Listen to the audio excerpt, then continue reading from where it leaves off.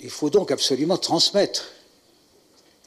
Vous avez vous-même, vous êtes nombreux à garder l'enseignement de vos pères, à avoir éprouvé les blessures de vos pays, à avoir connu le chagrin, la douleur des séparations, la présence de la mort, tout simplement par l'inimitié des hommes d'Europe entre eux.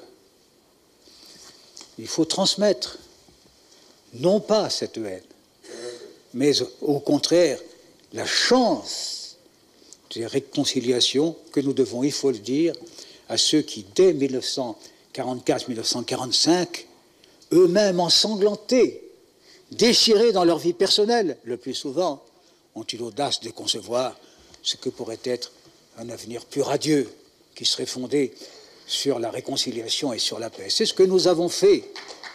Alors,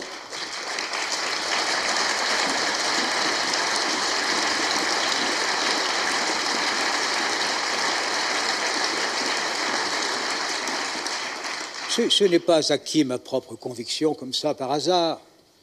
Ce n'est pas acquis dans les camps allemands où j'étais prisonnier, ou dans un pays qui était lui-même occupé, comme beaucoup d'entre vous.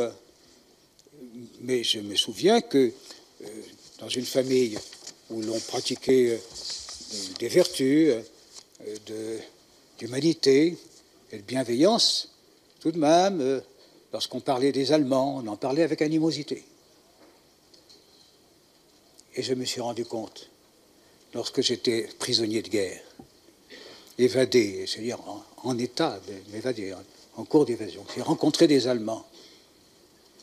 Et puis j'ai vécu quelque temps en Bade-Württemberg, dans une prison. Et les gens qui étaient là, les Allemands avec lesquels je parlais, je me suis aperçu qu'ils aimaient mieux la France que nous n'aimions l'Allemagne.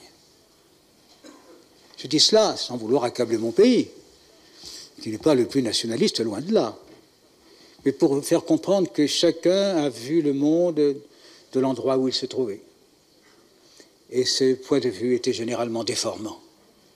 Il faut vaincre ces préjugés. Ce que je vous demande là est presque impossible, car il faut vaincre notre histoire. Et pourtant, si on ne la vainc pas, il faut savoir qu'une règle s'imposera, mesdames et messieurs. Le nationalisme, c'est la guerre.